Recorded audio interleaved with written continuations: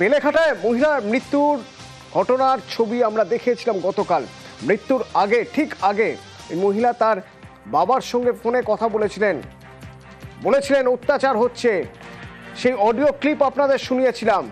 এবার বধূ নির্যাতন আর খুনের অভিযোগে ওই মহিলার স্বামীকে গ্রেপ্তার করা হলো।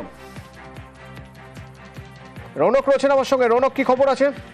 দেখো, একেবারেই গতকাল পরিবারের তরফ থেকে নারকেলডাঙ্গা থানায় লিখিত অভিযোগ দায়ের করে গৃহবধূর বাবা, এবং সেই অভিযোগের ভিত্তিতেই তার স্বামী রোহিত কুমার সাউকে ইতিমধ্যে গ্রেফতার করেছে নারকেলডাঙ্গা থানা পুলিশ। মূলত বধূ নির্যাতন এবং খুনের অভিযোগে তাকে গ্রেফতার করা হয়েছে, এবং সেই অভিযোগপত্রে লেখা রয়েছে যে ঠিক যখন মৃত্যু হয় তার কিছুক্ষণ আগেই সে তাকে তার স্বামী বেল্ট দিয়ে এবং লোহার রড দিয়ে আঘাত করেছে।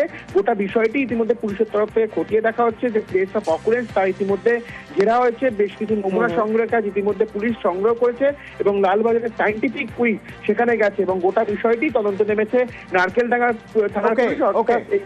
ধন্যবাদ।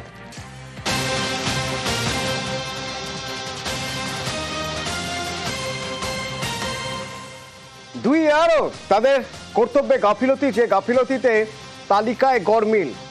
তো সেই দুই এআরওর বিরুদ্ধে পদক্ষেপের নির্দেশ ছিল, সেই পদক্ষেপ করা হয়নি কেন? সেই পদক্ষেপ এখনো পর্যন্ত করা হয়নি কেন? মুখ্য সচিবকে চিঠি কমিশনের। কি রয়েছে ওই চিঠিতে জানবো। সোমরাজ রয়েছেন আমার সঙ্গে। সোমরাজ, দেখো, অত্যন্ত গুরুত্বপূর্ণ।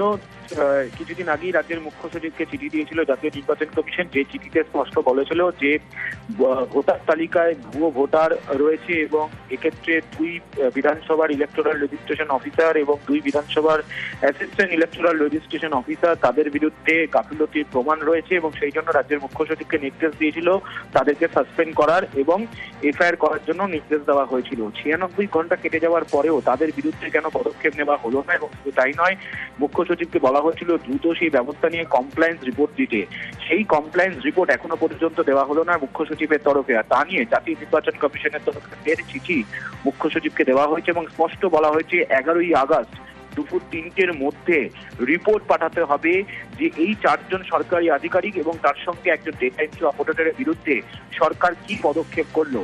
এটা কার্যত রিমাইন্ডার লেটার দেওয়া হলো রাজ্যের মুখ্য সচিব মনোজ পান্তকে। যদিও এই চিঠির প্রেক্ষিতে নবান্নের তরফে কোনো প্রতিক্রিয়া পাওয়া যায়নি, কিন্তু যারা সূত্র মারফত জানা যাচ্ছে এই যে চিঠিটি দেওয়া হয়েছে সেখানে স্পষ্ট বলা হয়েছে যে রাজ্য সরকারকে এর আগেও কমপ্লায়েন্স রিপোর্ট দেওয়ার কথা বলা হয়েছিল, কিন্তু সেই কমপ্লায়েন্স রিপোর্ট দেয়নি। তাই এটি একটি ফের আরো একবার চিঠি দিয়ে মনে করিয়ে দেওয়া হলো যে, এবং তার সঙ্গে এটাও বলা হলো মুখ্য সচিবকে 11 তারিখ দুপুর 3টের মধ্যে উত্তর দিতে হবে এই সরকারি আধিকারিকদের বিরুদ্ধে পদক্ষেপ করলো নাকি রাজ্য প্রশাসন। ধন্যবাদ। নিউজ